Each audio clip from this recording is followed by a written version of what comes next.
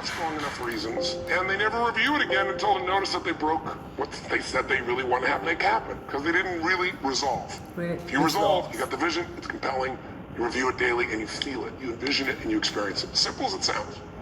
Now, ultimately, what is this really about? Ultimately, if you're going to have lasting change in anything, you're really talking about just raising your standards. I mean, I always tell people, if you want to know how to change your life, I give it to you in 3 words, boring as it sounds: raise your standards. We said there were 2 ways, though, that we could change our state. One was to change our what now, nice and loud?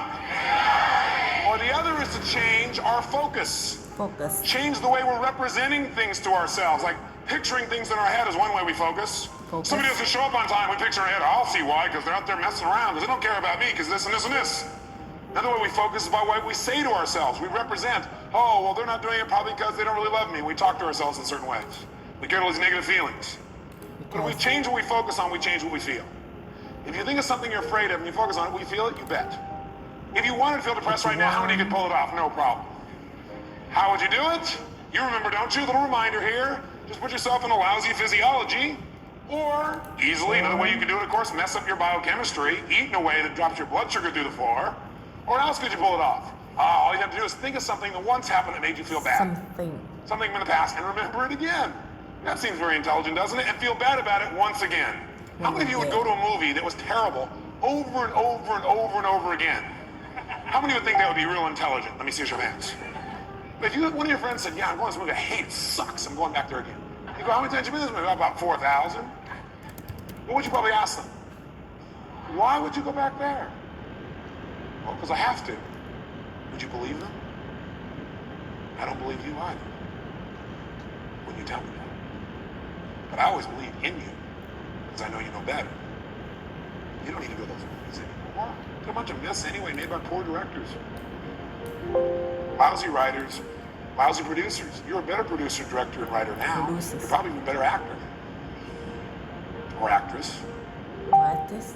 So why not create it the way you want it? Instead of seeing the same old movies over and over again. Most producers I know don't sit and watch their worst movies over and over and over again and feel bad about them again. What most of them do is they go, that was part of my learning experience.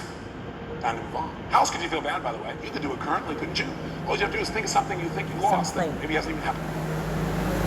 Or think of something that you want but you're not getting right now. Feel bad about it. Or you could think of something that hasn't even happened yet and feel bad about it in advance. I mean, really, how many years ago did you come up with what you could and couldn't do in your life? How many years ago? Most people, if they really look at how they're living their life today, it's based on a set of standards, a set of beliefs that they made choices about 10, 20, 30 or more years ago. I mean, very often we made decisions in our youth or very young about what to believe, about what we were capable of, about who we are as a person, and that becomes the glass ceiling, if you will, that controls us. There's a corny metaphor, but it's true. I remember one time I was with my family at the circus, and there was a person there, and they had this big, giant elephant. And you look at this elephant, and they take this little rope, put it around the elephant's neck, and they drive this stake into the ground. And I mean, you look at this, and you know that elephant could rip down the entire tent with almost no effort. And yet, the elephant doesn't struggle, doesn't try. Why? Because the elephant's conditioned. And they take that elephant and condition the elephant when it's a baby elephant. That's how they train him. When it's a little baby elephant and it doesn't have the power yet, they put a big rope around it and they drive this huge stake in the ground, and the elephant fights and fights and fights. And one day, finally, that elephant decides, I'm not capable of pulling this out. And once that becomes the definition of an identity of anyone, an elephant in this case, they don't even try anymore.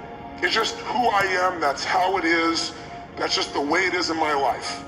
I'd like to ask you to take a look at any place you've got a limitation and ask yourself, when did I decide to accept that limitation?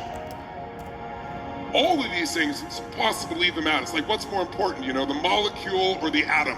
You know, the cell or the organ or the human or the planet, you know what I mean? The planet or the solar system. If you take anything out of the chain of existence, things break down. But one of the things that pulls it all together is your mind and your emotions, your spirit. And people face issues all the time. They don't equally deal with those issues. And some people are told they're terminal, or you got a 5% chance of living, and something happens inside them. They don't start breaking down. Somebody you tell them that, they start to die. They just accept it. Other people fight through.